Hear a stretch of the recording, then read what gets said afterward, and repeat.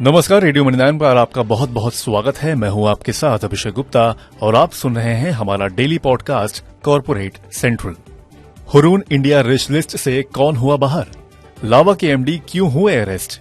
Swiggy ने कौन सी नई सेवा की लॉन्च, बताएंगे आपको। और इसके अलावा भी होंगी कॉर्पोरेट जगत से जुड़ी कई और बड़ी खबरें। तो चलिए शुरू करते हैं कॉर्पोरेट सेंट्रल। बायजूस के फाउंडर एवं CEO Byju Raveendran 361 wealth Hurun India rich list 2023 से बाहर हो गए हैं। बायजूस के वैल्यूएशन में लगातार गिरावट की वजह से रविंद्रन को इस सूची से बाहर होना पड़ा है। इस लिस्ट में रिलायंस इंडस्ट्रीज के चेयरमैन मुकेश अंबानी सबसे अमीर भारतीय हैं और उन्होंने अडानी ग्रुप के चेयरमैन गौतम अडानी की जगह ले ली है।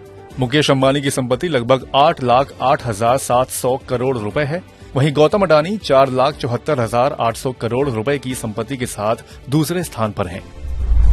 प्रवर्तन निदेशालय यानी कि ईडी ने लावा इंटरनेशनल मोबाइल कंपनी के एमडी को prevention of money laundering act के तहत गिरफ्तार कर लिया है।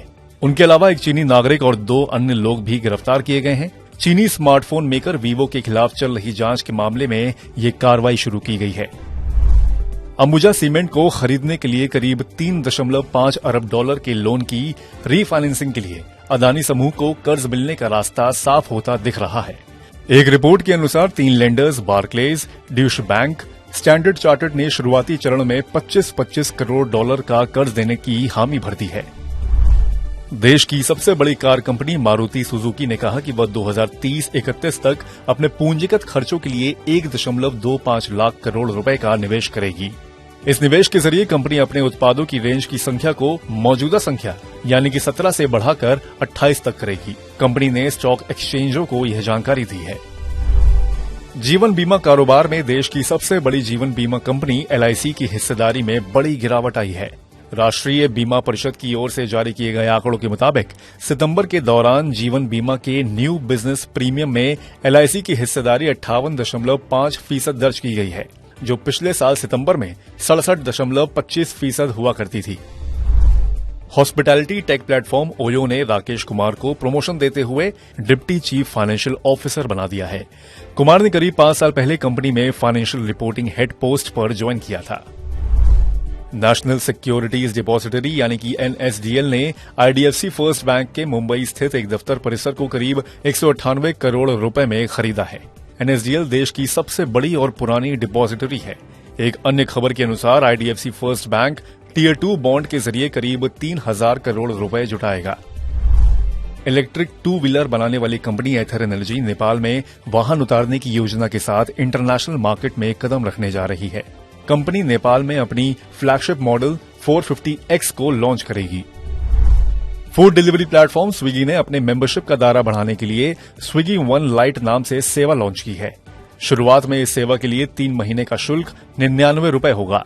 इसके जरिए मेंबरशिप लेने वाले यूजर्स को फूड, ग्रोसरी और पिक एंड ड्रॉप सेवा में बेनिफिट मिल सकते हैं। क्रिस्टल इंटीग्रेटेड सर्विसेज ने IPO लाने के लिए मार्केट रेगुलेटर सेबी के पास पेपर जमा कर दिए हैं।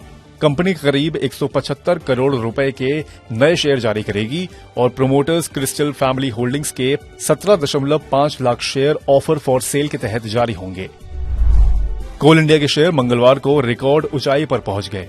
BSE में कारोबार के दौरान इसके शेयर 303.95 रुपए की नई ऊंचाई तक पहुंच गए।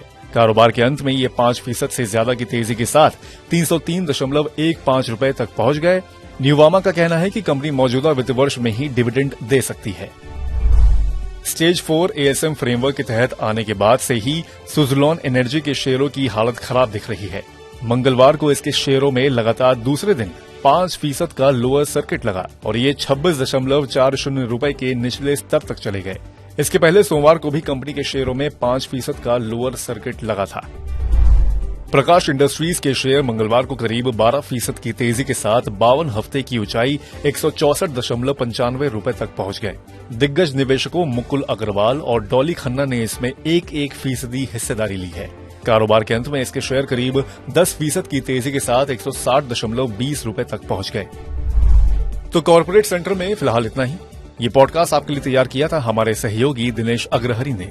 बाकी बिजनेस, पर्सनल फाइनेंस और कॉर्पोरेट जगत से जुड़ी और खबरों के लिए सुनते रहिए रेडियो मनी 9 और डाउनलोड कर लीजिए हमारे मनी 9 ऐप को। हमेशा की तरह मैं हूं आपके साथ अभिषेक गुप्ता। अभी लेता हूं विदा। धन्यवाद।